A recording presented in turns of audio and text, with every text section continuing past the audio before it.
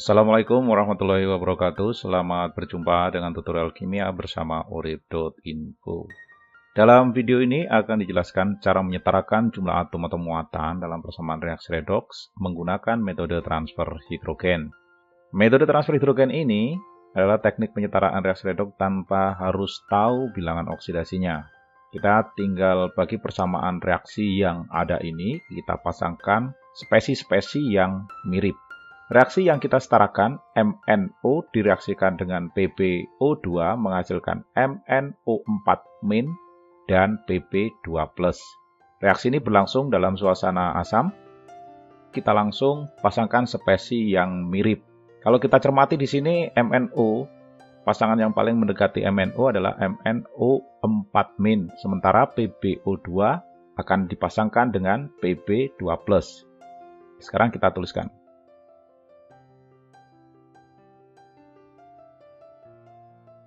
Oke, sekarang sudah kita pasangkan, kita dapati dua pasang persamaan dari reaksi redoks yang diberikan. Selanjutnya kita akan periksa apakah unsur selain O dan H ini jumlahnya sudah sama. Jadi atom atau unsurnya yang kita perhatikan, yang lain tidak. Mn di kiri ini 1, di kanan 1, Pb di kiri 1, Pb di kanan 1. Muatan dan lain-lain nggak perlu diperhatikan di sini. Selanjutnya kita setarakan muatan dengan menambahkan H+, karena ini berlangsung dalam suasana asam. Kalau ingin menambahkan H+, tentu ke sisi atau ruas yang lebih negatif. Persamaan pertama, MnO ini tanpa muatan, sementara MnO4- bermuatan negatif 1. Oleh karena itu di sini perlu kita tambahkan H+ sebanyak 1. Kemudian persamaan kedua, PbO2 tanpa muatan, sementara Pb2+ punya muatan 2 positif ya. Yang di sisi sebelah sini kita akan tambahkan H+ sebanyak 2. Ini kita tambahkan H+ sebanyak 2. Dengan demikian muatan untuk kedua persamaan ini sudah setara. Setelah muatan kita setarakan jumlah oksigen. Caranya dengan menambahkan H2O pada ruas yang kekurangan oksigen.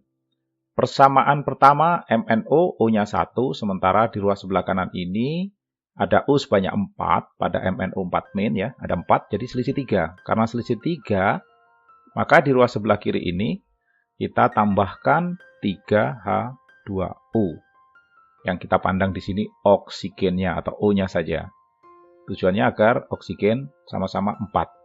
Kemudian di persamaan kedua, oksigen hanya ada di sini ya, ada 2, sementara di ruas sebelah kanan kan tanpa oksigen. Jadi yang sebelah kanan kita perlu tambahkan 2H2O. Sehingga oksigennya sama-sama 2. Sudah, oksigen sudah kita setarakan. Sekarang kita setarakan jumlah H dengan cara menambahkan atom hidrogen atau H yang di dalam tanda kurung siku.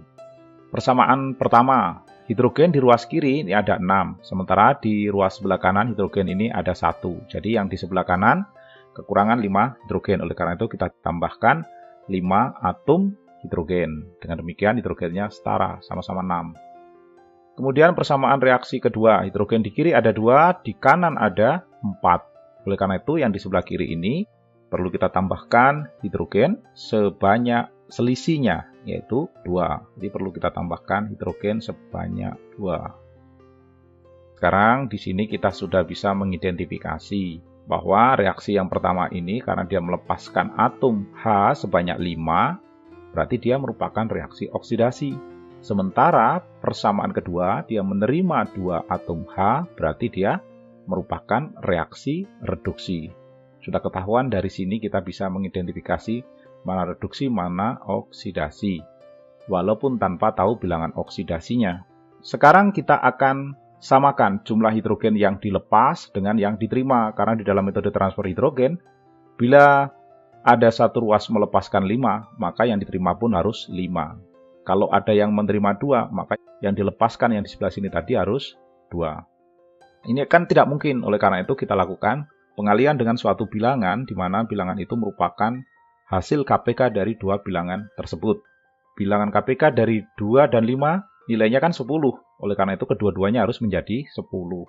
5 agar menjadi 10 kan kita kalikan 2. Kemudian yang di bawah ini persamaan kedua harus kita kalikan 5. Hasil kalinya kita lihat di bawah. Jadi persamaan reaksi pertama semua spesi kita kalikan 2.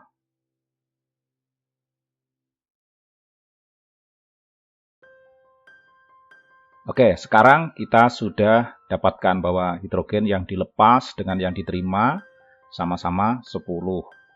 Dari sini kita sudah bisa juga menyimpulkan bahwa dalam reaksi redoks ini terjadi transfer hidrogen sebanyak 10. Jadi ada transfer hidrogen sebanyak 10. Nah, transfer hidrogen yang sebanyak 10 ini ekivalen dengan transfer elektron kalau kita menggunakan metode ion elektron. Nilainya sama dengan 10. Jadi kalau ada transfer hidrogen sebanyak 10, maka elektron yang ditransfer pun itu sama dengan 10. Atau dengan kata lain, bahwa dalam reaksi redoks ini jumlah elektron yang terlibat dalam reaksi sebanyak 10 elektron. Langkah selanjutnya, kita jumlahkan reaksi reduksi dan oksidasi ini. Jadi kita gabungkan spesi ruas kiri dengan spesi ruas kiri. Spesi di ruas kanan kita gabungkan dengan spesi di ruas kanan.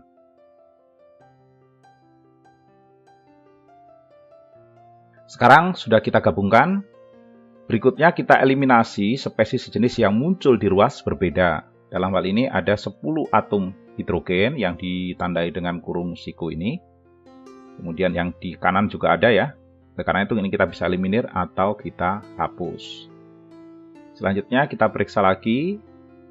Sekarang ada ion hidrogen. Ion hidrogen di kiri dan di kanan ini ada. Maka yang di ruas sebelah kiri kita kurangi 2. Hasilnya sisa 8. Sementara di ruas kanan ini kita bisa eliminir. Kemudian ada lagi H2O. H2O di kiri ada 6. Di kanan ada 10.